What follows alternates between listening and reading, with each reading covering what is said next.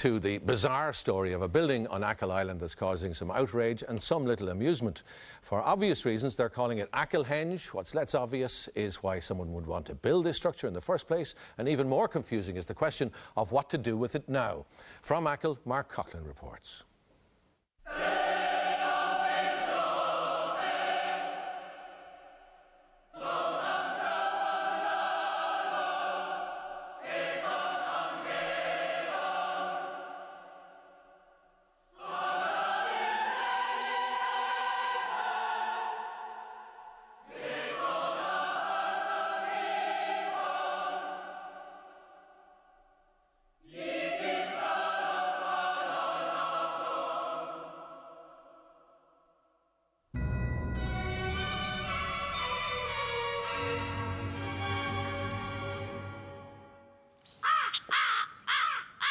A year ago, over the course of a weekend on this remote hilltop on Achill Island, this structure appeared. Work began on the Friday, supervised by the property developer Joe McNamara.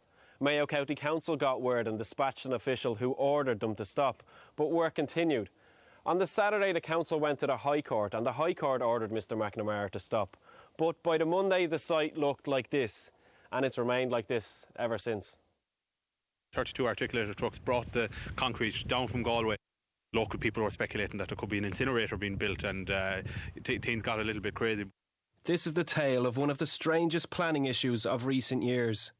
It has taken a huge interest, not only in Achill but worldwide at this stage. You may remember Joe McNamara from such news stories as the cherry picker protest and truck outside Leinster House. He reportedly owes Anglo-Irish Bank €3.5 million. And he was taken to Pearse Street Garda station. He doesn't do interviews. In fact, the only words Mr McNamara has ever said on camera came after the cherry picker charges were withdrawn. No more protests. That was 6 months before Achillhenge went up. Still, to this day, no one quite knows why he built it. From what I gather, it was meant to be a tomb to the Celtic tiger, a place of kind of contemplation about where we are and where we've come from. But in doing so, he's divided opinion on Achill Island. There's a little bit of ill feeling, I feel, from local people. Some local people just don't agree with it. So there's pros and cons. Ill feeling towards Mr McNamara also stems from another site he's left on the island, in a far more prominent location, right in the middle of Keele, one of the island's most scenic villages. It used to be a pub in the village called the Village Inn, and Joe McNamara took it over. He decided he wanted to expand into a much bigger project, and was denied planning permission for that.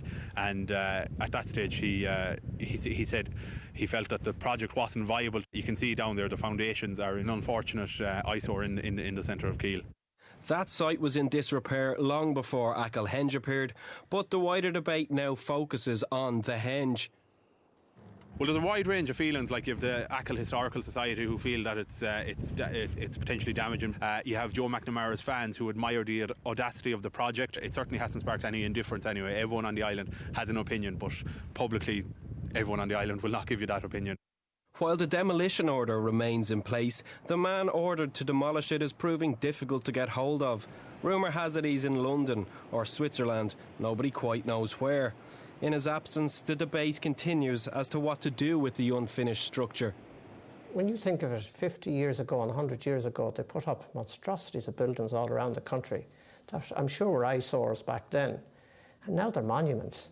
And I presume that this, in a few years' time, will be, in 50 years' time, they'll be talking about this structure and there'll be a protection notice put on it.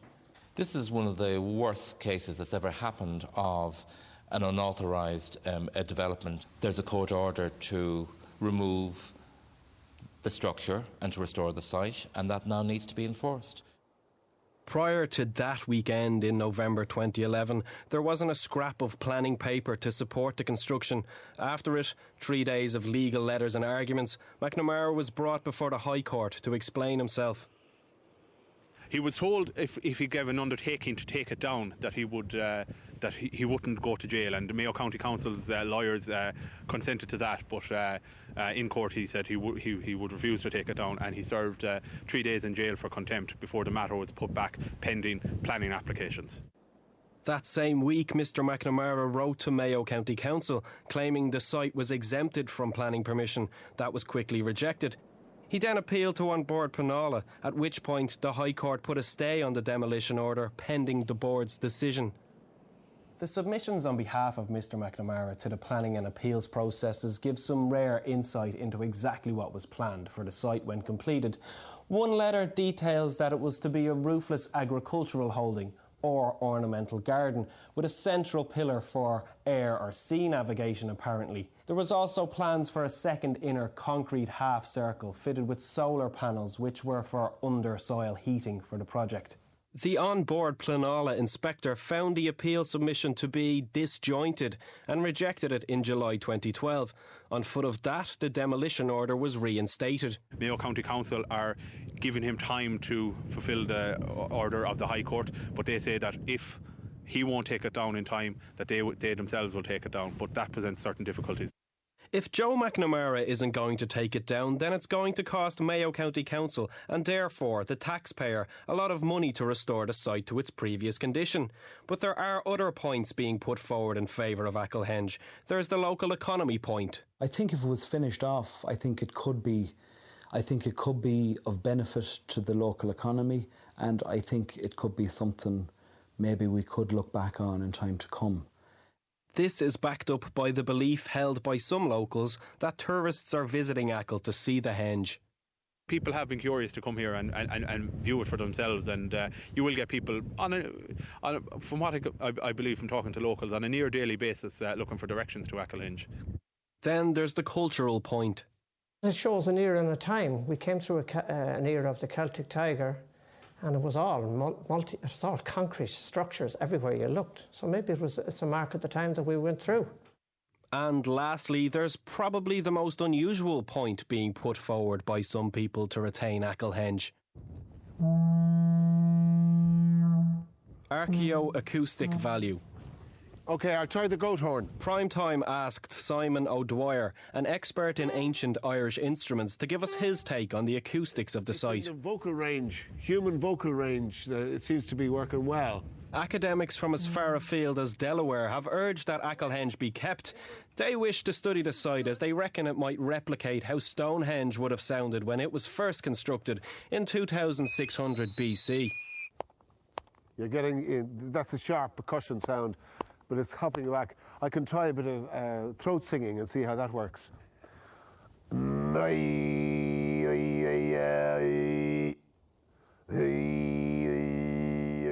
That's definitely, you can hear it.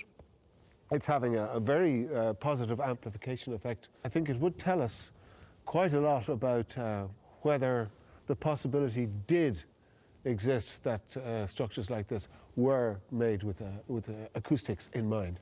In short, it comes down to a debate of art versus vandalism. Planning laws are there to protect us and protect the country. If we had people just throwing up structures everywhere they liked, I'd say it'd be pretty disastrous. But with Achillhenge is slightly different because you know, it is as much merit as some of the public art pieces that we see at roundabouts or on motorways. Mayo County Council continues to pursue Joe McNamara in an effort to force him to comply with the demolition order. It's a completely unauthorised structure. The council ruled against it, Bord Pleanála ruled against it, the courts have now ruled against it, so the integrity of the planning system should be upheld. Achillhenge has stood for more than a year now, but who knows if it will stand the test of time.